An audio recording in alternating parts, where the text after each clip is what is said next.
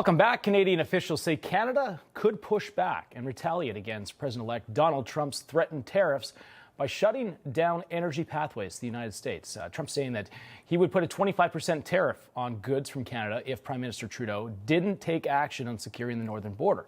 But Ontario's Premier Doug Ford has stated that he wasn't optimistic that Canada could avoid these tariffs. Let's discuss this. Let's bring in the host of the Charbonne Report, Michael Charbonne. Great to have you here. A lot to talk about with Canada and the U.S. right now. What do you make of Trump? He's somewhat trolling Canadian Prime Minister Justin Trudeau, saying that, well, if you can't do these tariffs, maybe you just join the United States. Well, firstly, Trump doesn't respect Trudeau. Let's just understand that. Trump realizes that he's not going to be dealing with Trudeau in a couple of months because an election is looming, and Pierre Poilievre from the Conservatives is 20 points ahead. So there's going to be a change. And also, as Canadian voters have a deeply critical sentiment of Trudeau. Trump smells weakness and vulnerability. Trump currently is the king of the world. I mean, he's experiencing the ultimate Republican sugar high of adulation and person of the year power. So rightly so. Now with his bold appointments that he's draining the swamp in D.C., finally, he can threaten and play the game of chicken with his America's largest trading partner, Canada, with these 25% tariffs.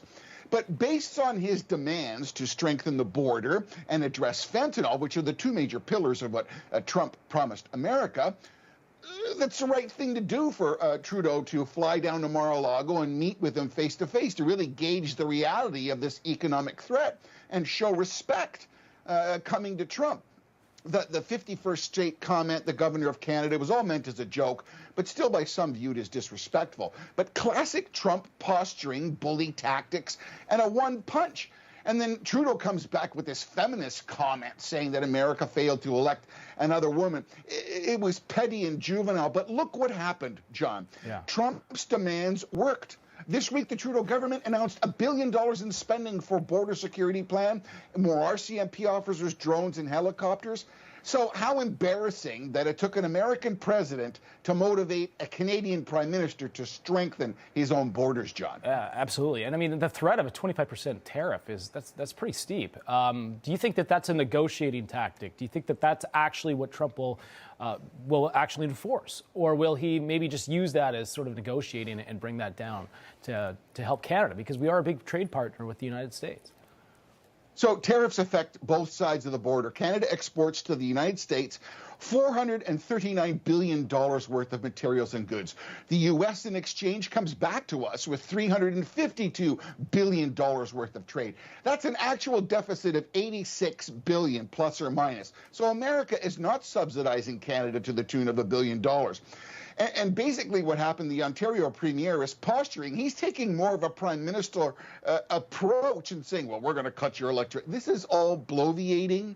It's all bloviating. 60% of your American oil imports, they come from Canada. And consider copper, aluminum, nickel, iron, steel, zinc, lead, ore. I sound like a chemistry teacher. It's $155 billion a year that comes back. I mean, $8.6 billion worth of canola oil, you're using that.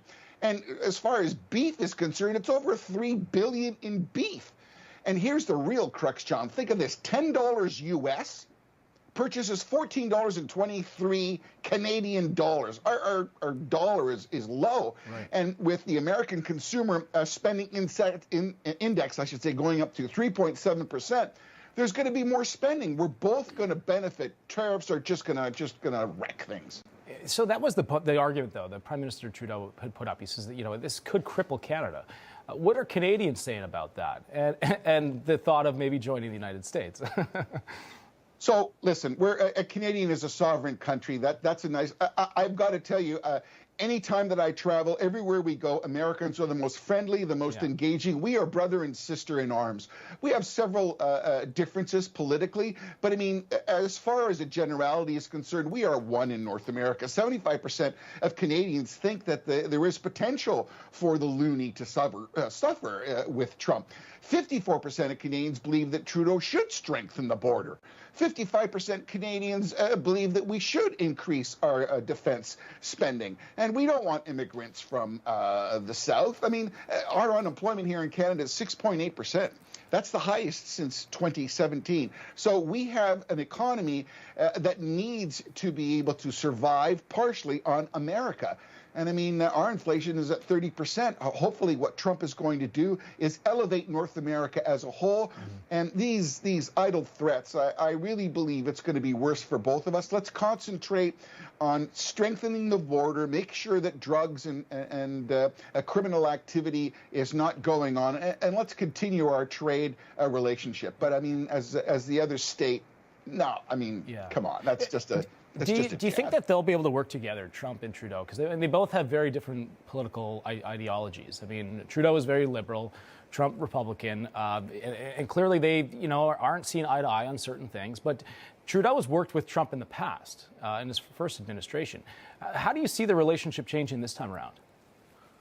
Trudeau's not going to be there, John. Yeah. I mean, if an election was held today, Trudeau would be kicked out. Yeah. I mean, Trudeau's international posture is damaged. I mean, India has many conflicts with murders and espionage here in Canada.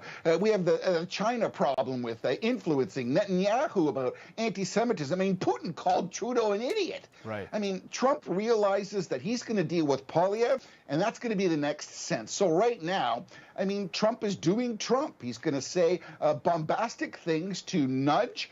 And again, I represent, as a result of saying those kind of things, there's $1 billion on the table to strengthen the border, a huge piece of what Trump ran on. So, unfortunately, the bully wins. That's a good point, because he probably will have a better relationship with Pierre Poilievre. I mean, they see a lot eye to eye on a lot of issues. Poilievre should go down. Yeah. Poilievre should, I mean, if you talk about politics, Poilievre should get on a plane and go down to Trump and introduce himself and say, dude, I'm the guy who's going to be heading Canada in a couple of months. That's where it is, John. Yeah, absolutely. I mean, he sounds a lot like Trump on the campaign trail, too. Very much so. Michael Chabot, thank you so much. Great to see you again. Happy holidays if I don't see you again before the new year. Merry Christmas, John. Merry Christmas, my friend.